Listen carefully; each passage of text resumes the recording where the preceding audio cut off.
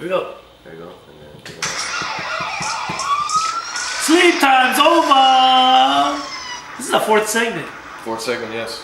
And if you caught the past segment, I like to just do disclaimer. Not saying there's no tough guys in Hawaii Kai. We're just saying majority of them are not playing football. That's all it is. That's all it is. And the ones that are in private schools. They're into other things. Yes. Like chess. Magic the Gathering. Magic the Gathering, Pokemon. Pokemon Go. It's an active activity. Sticker making. Crocheting. They have yachts and boats, right? Because they live right there. Exactly, scrapbooking. Like, yo, dude, let's go wakeboarding.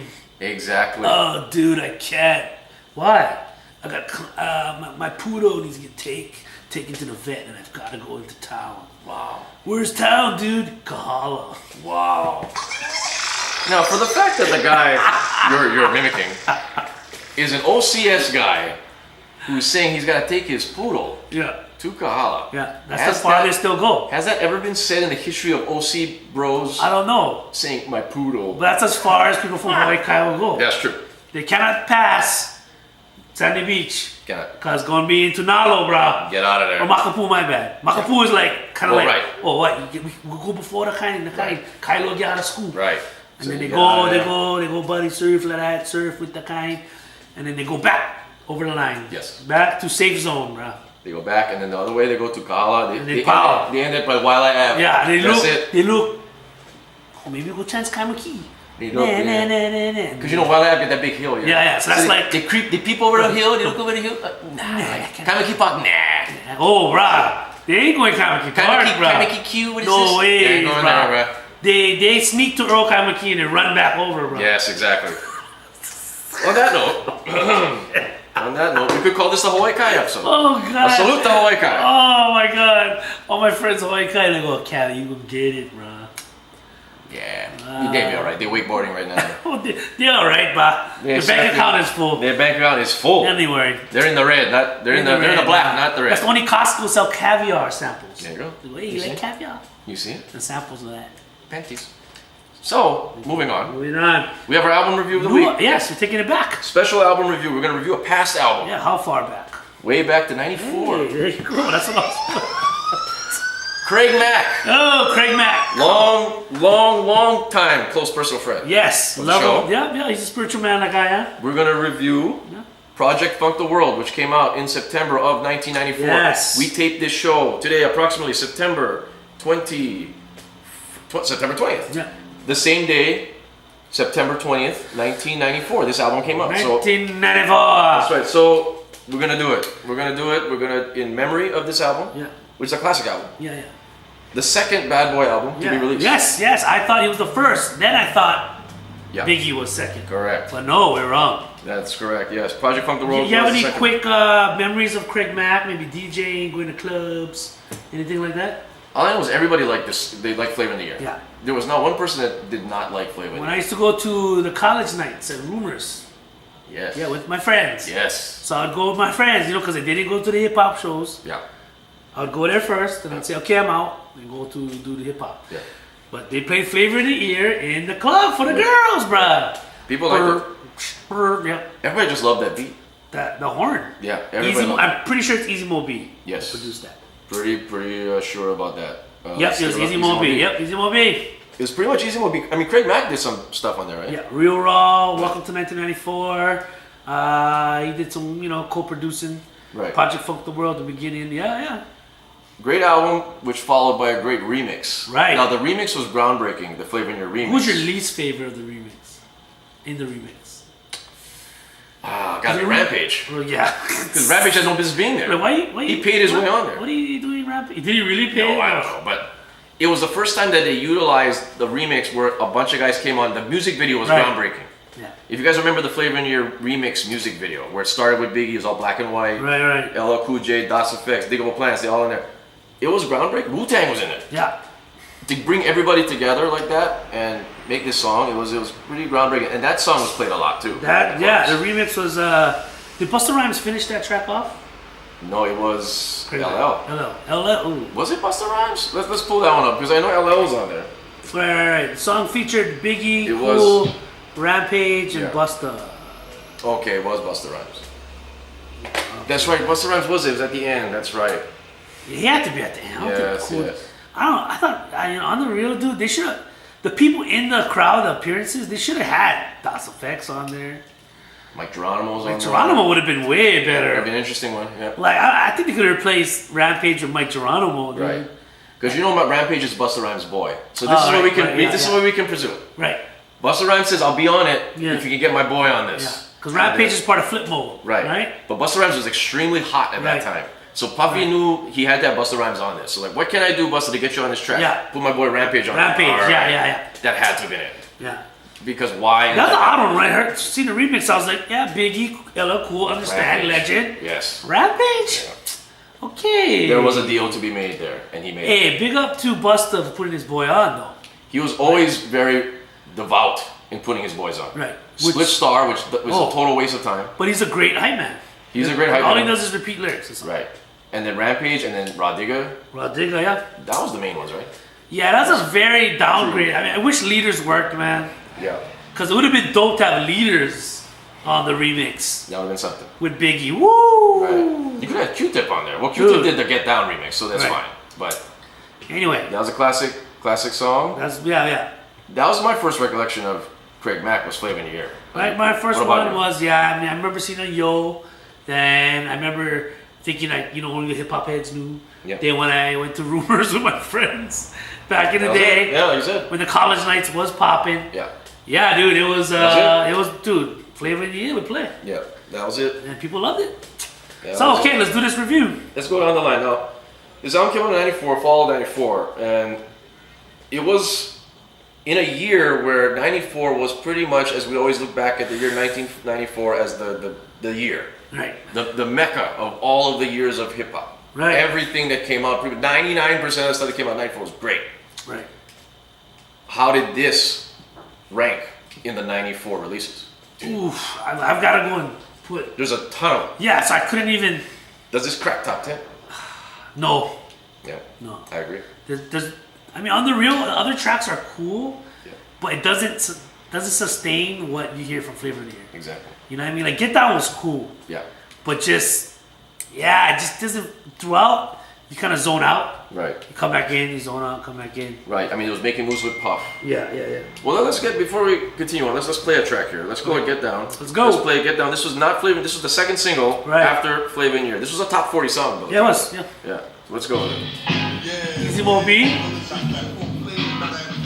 Craig Mack from Jersey, Trenton, New Jersey. Yes. Now this is the album version. Okay. Now, there's several versions of this song.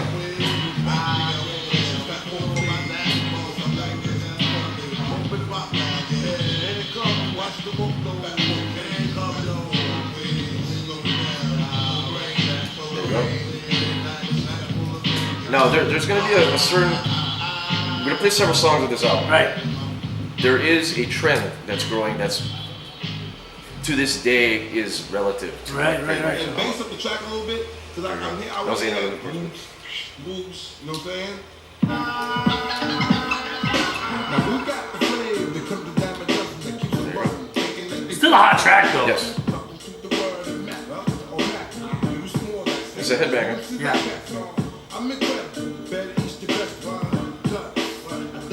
On the real, being a person that makes beats. Yes. Easy Mo B might have used the same record that he sampled Flavor in the Year. Really? Listen to that. Oh, right. Hear it? Yes. Yeah. I don't know. I mean, just off the top of my head. Sounds like part of the horns. Part of the horns is cut out there. Yeah. What about the drums being used? Are the drums similar to Flavor in the Year? If you listen to the drum, No. maybe slow down. I think different Sped up drums. for this, but slow down. But if you look at a lot of producers in the 90s, what they did is they made batches of beats, right? Yeah. So Pete Rock will have a bunch of stuff that he made, like this one session, like you have his MP or SP12. Right. And like, let's say, Mecca and Soul Brother. Right.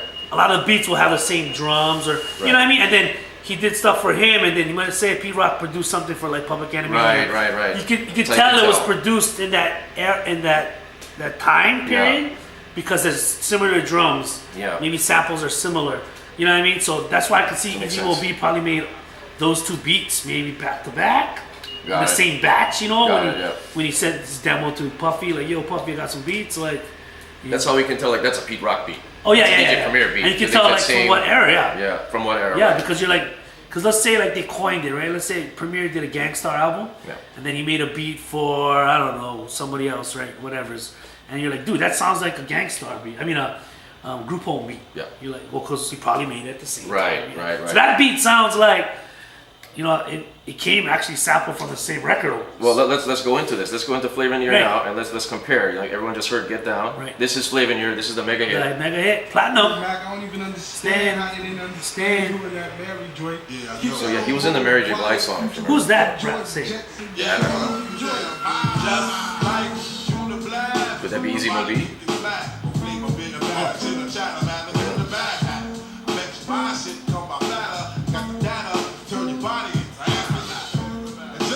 He may not have the best album of '94, Yeah. but this is in top 10 of This songs. gotta be one of the top 10 singles in '94, man. Right.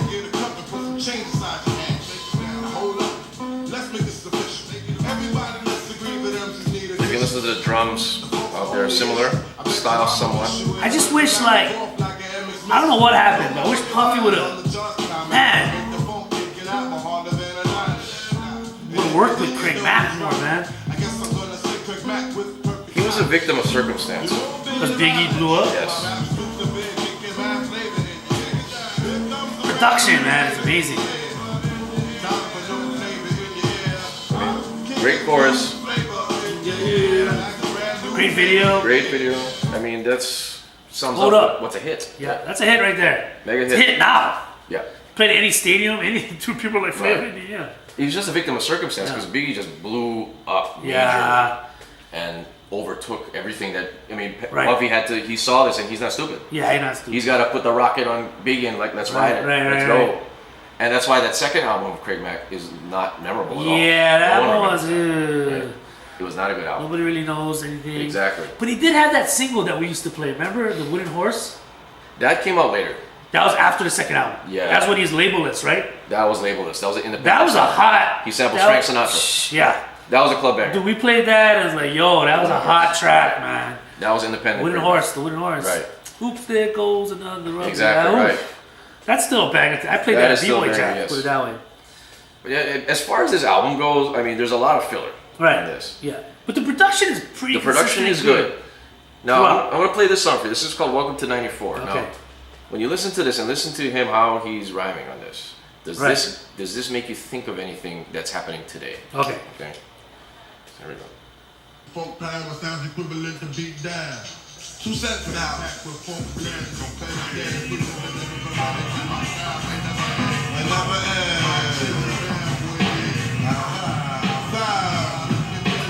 oh, shit, it's time, yo. Oh, shit, the back coming, boy. It's time, yo. It is G. Oh, no. It was safe 94. Wait, yo, welcome back to just when you thought it was safe 94. Time, oh, shit. You hear anything? You hear anything that could be? Oh, yeah, yeah. Okay. What do you hear? So that means he's the grandfather Correct. of mumble rap. That is correct. That is Well, Craig Mack correct. sounded 140 away from mumbling on everything.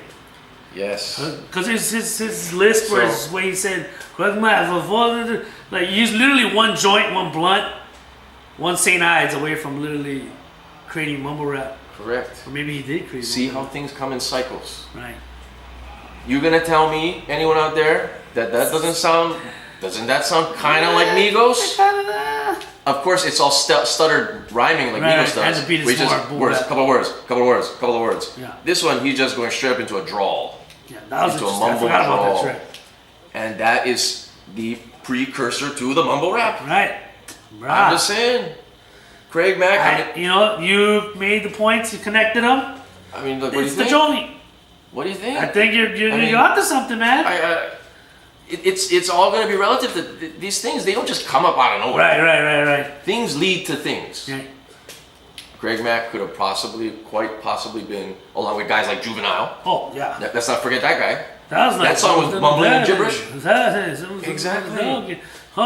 Master P for some joints. I mean, come on now. Oh yeah. Craig Mack. Lil Wayne is like the prince. Lil Wayne, king. Yes. Emperor. But grandfather, possibly. Craig Mack. Yeah, grandfather, possibly. Yeah. Wow, we are groundbreaking news here. Trying to, figure this out. Craig Mack might be the grandfather of mumble rap. How about that? Yeah. Well, he's kind of caught off his rocker. If you guys don't remember the news, Craig Mack is crazy. found in a church. Yeah. In some southern state, kind of bugging out. Really? Caught the Holy Spirit. Oof.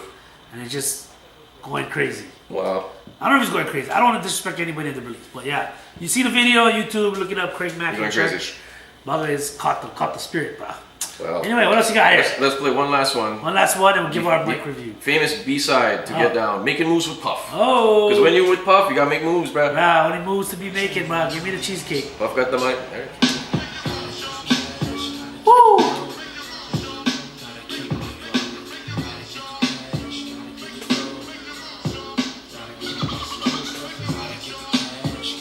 Is that Dinkle D sample?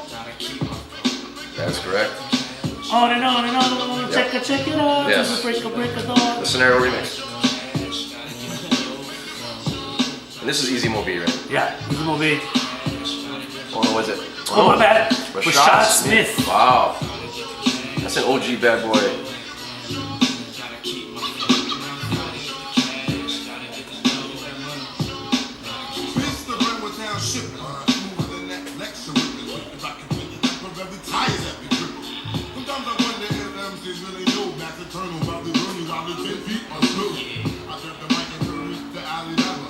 This beat is a precursor to the bad boy style right here. Yeah. This is like a clubbish, still a hip hop track, but it's got that But look club at him kind of rhyming vibe. though, he's mumbling a lot. Exactly. There you go. Sounds like someone's holding his tongue. Yeah. I haven't heard this track in a while. You can't really clearly hear what he's saying, which means that's mumbling.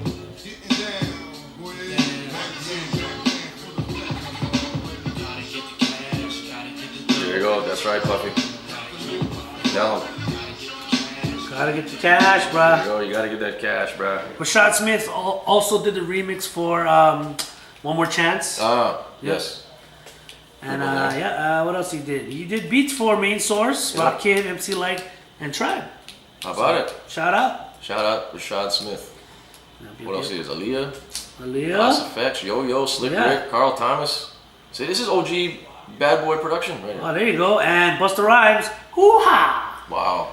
So he got platinum album on this album. He does, yes. You think he's living well? I think so. Yeah. Good residuals coming in. Oh, great There you go. residuals. Yep, I think so. Great. Okay, album reviews. Let's go with the mic rating. Now let's go back in the day when we were young people. Right. What kind of review would we give them if we go back in time to 1994 when this album just came out? What would you honestly give it? I would give it 3.5 mics. I would as well. Yeah. Yeah. It's flavor in your ear, get down, making moves. Yeah. I mean, another underrated song is When God Comes. Yeah. That's a very underrated song. Yeah, very underrated song. After that, a lot of filler. I mean, the beats are good, you know? Yeah. I think you really did need more cameos.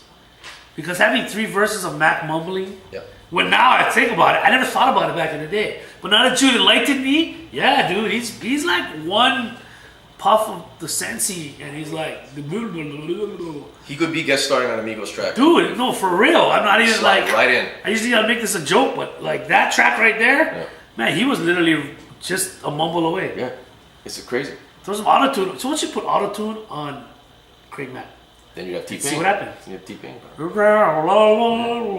Dude, Buy you a drink. so once you remix the whole album. Good. Wow. See, there you go, making the money with Making Puff. the money, brah. So yeah, 3.5. I told you. Hey, 3.5 mics, brah. That is our review. Fast forward to 2017, though. Where does this album hold up? In 2017, I give it 3.5 mics still. I give it 3. Oh, he went down on I a mic. think That's it's right. regressed. Yeah, I think it's just because- looking back at it, and you look at all what's transpired with music now. Right. It really didn't have the substance that we think it should Yeah, have. yeah. He was a victim of circumstance. The album was not as solid. There was too much filler.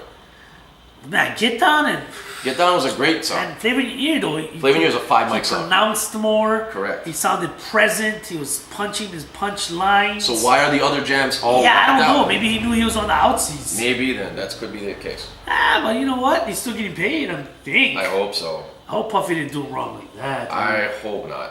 I know he brought him back for that Bad Boy reunion tour. Oh, he did? I think he was on. And actually, wow.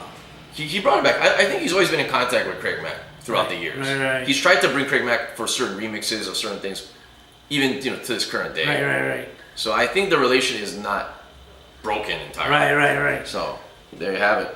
Craig Mack, Project Funk the World. Project Funk the World. Classic review. Classic review. Sleep time's over. Very good. And let's go right to it. And since this is the dedication to the late great Bobby the Brain Heenan. Yes, which is impactful in your life. I have to say it is. Yeah. I have to say it is. He was a great personality, great talker. We're going to do Mount Rushmore this week. The Mount Rushmore of Bobby Heenan managed wrestlers. Woo! Bobby Heenan was known as with the Heenan family. You have a plethora of guys. I didn't even think about it, but Zach's like, yep. Plethora. Choke. Yes, choke, as they say. So here we go. The Heenan family. Okay, you want to go with the ones we agree on? Why not? Let's go with it. Number one, Here we go. of course, would be Who would you put as your number one? the Nature Boy, Ric All right, Flair. Ric Flair. It was for a brief period, but he brought him into the then WWF. Wow, I didn't know that. And it was a great angle that's never been done before back in 1992. Now what happened was, Bobby the Brain Heenan came out with the NWA belt. Okay. On WWF TV. Wow. Now back in the day, they wouldn't acknowledge each other. Yes. NWA would never talk, WCW would never talk about WWF. WWF would do the same. He came on the TV with the belt. Right.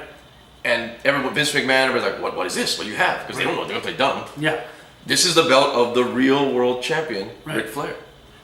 Groundbreaking, never been done, like acknowledging another organization. Yeah. And then he came on, he said, he's on contract now with another organization, wow. but I'm bringing him in, he's coming. And he's going to tell you off, Hogan, that's their fake belt, this is the real belt. Wow. You are the real world's champion, Ric Flair.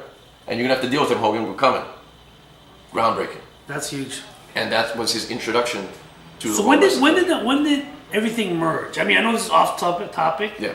You know what I mean? Because AWA didn't merge with NWA. Oh, they shut down. Shut down. Yeah. NWA, WWF, right? Yes, it was NWA, then they sold it to Ted Turner. Okay, Ted Turner changed it to World Championship Wrestling. World Championship, WCW. WCW. Right, okay. Yes. Did WCW, did it get absorbed by WWF? They got bought out. WWE? Yeah, WWF bought them out. Okay. As the WWF. Okay. WWF changed to WWE because of the World Wildlife Fund. Oh, the pandas. That's why it makes sense. They sued WWF, the wrestling, wow. for their using those letters. Wow. And it was a long time lawsuit that never got dealt with. They kept running around it. Finally, World Wildlife Fund said, never mind already. We taking our letters. Get out of here. So they were forced to change to Did World they get Wrestling any money, the WWF? Well, the Panda got money. Yeah, okay, good. Yeah, WWF paid them. Yeah. So that's why they got rid of it. So then they had the campaign. When that happened, WWE, get the F out. Oh. The shirts would all say, get the F out. Do you have a shirt like that? I never got that. Wow, that shirt's probably worth. Oh. Yeah, but the original is probably worth. Yeah, oh wow, that'd be a good vintage find right Yes, but then that's why they became WWE. See, kids, there you go. So, there you go. Even though he didn't win the wrestling trivia, things like this is gold. I am flabbergasted. You need to defend. You need to go and have a rubber match or something. I'm going to say I'm not going to lose again. Hey, I like that. I toot my horn. Yeah. I'm not going to lose again. You're not going to lose again. Anyway, so Ric Flair, Nature Boy Ric Flair, cannot go wrong. He is the man's man. Yes. The woman's man. Right, but great talkers come together. Great talker, it's man. these personalities that drive these shows. You got to remember, that drives the wrestling. It's to make us want to believe it, make us want to care. Yeah. You got to have that personality. Ric Flair, Bobby Heenan, perfect combo. And I'm going to go with more older guys because that was when I was actively, me and my brothers watched wrestling religiously. Right. That's fine. Right? As I got older, I kind of got more into hip hop and stuff like that. Right. You know? So I'm not up on it. That's why I asked you, how did it transition? Yeah. So my second is going to be a weird one. It's Mr. Wonderful Paul Orndorff, Rob. I like it. And I remember I told you, because he kind of looks like my uncle.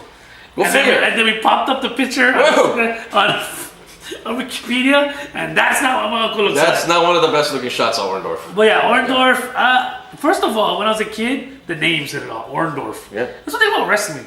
They make in your verbiage of names like Nikita Koloff. Like when would you ever as a kid say a Russian name? Exactly. So Orndorff was always like, and Mr. Wonderful. Mr. Wonderful Paul, yeah. Great moniker. Yeah. He played a great bad guy. Great bad guy. Just this pompous workout guy. Everybody's, not as good as him because, he's wonderful. Did he transition over to WWE? What happened to him?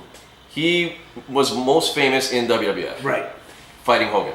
Yes. He was in the first WrestleMania. Ah, there you go. With him and Piper against Mr. T and Hogan. Right, hey. So then he was a bad guy. Then he became good guy. Yeah. Then he became bad guy again.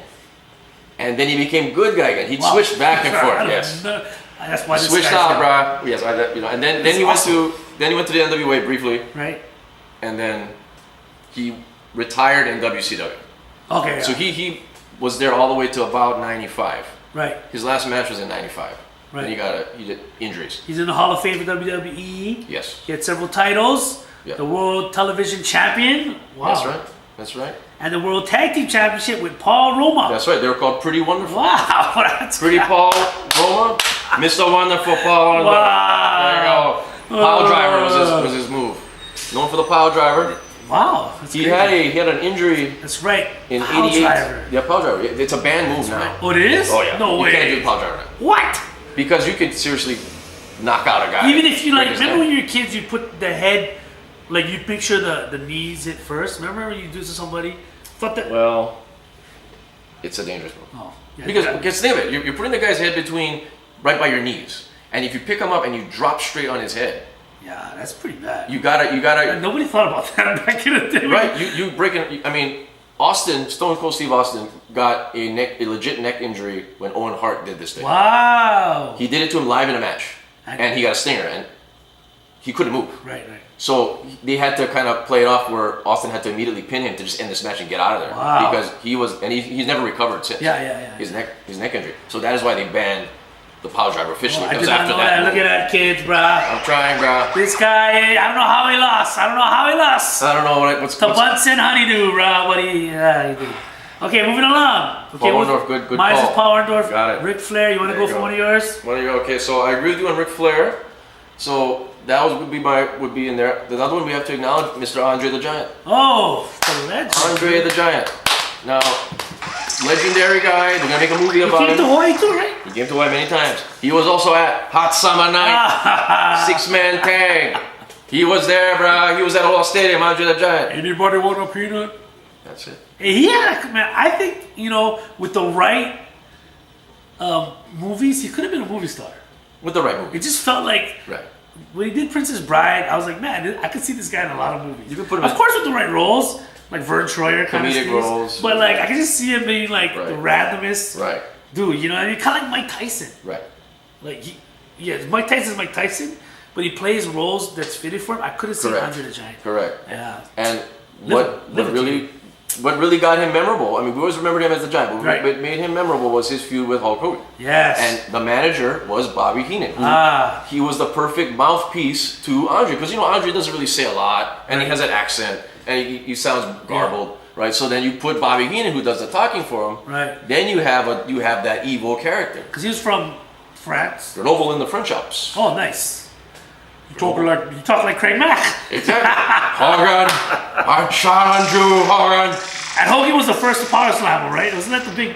Was that it? Was that the big? The first guy to slam him was Hulk Hogan. Hogan, right? He was the first one that allowed him. I remember that. Everything's coming back now. Hogan and Giant were great friends. Right. Great friends, and then so that's why Andre did what's called the honors and had Hogan pin him. Oh. He told Hogan, "Okay, you're gonna go over today, boss." Wow. He told him right before the match, "Okay, you go pick me up. I'm gonna let you slam me." Wow. Because the whole mystique of Andre was no one could slam him. Yes. They would always have I give you $50,000, you can slam Andre the Giant. No one could. Nobody could. And then it was because Andre said, "No, you can't, because that's my shtick. That's my gimmick." So he gave it up to Hogan. Wow. So he really, and so Hogan was crying after he told him that, because he was like, "You're giving me this honor, to put me over." That is. So after Hogan won the belt on WrestleMania 3, right. him and they went into the back. He was like, "Oh, thank you, man. That was the greatest thing." And he was like, he was just really touched. How you know all this stuff? I read. What you think I'm doing, bro? I'm just gonna go Kemoku Seafood and just sit down. Right, so before Tower Records, you was over there reading all the magazines. Did you subscribe to all those magazines, the wrestling magazines? Oh, yeah. All the rankings? Yeah. Pro Wrestling Illustrated. Sam Houston, bro. Sam Houston, 89. Texas. That's right. Southwest Texas Federation right, champion.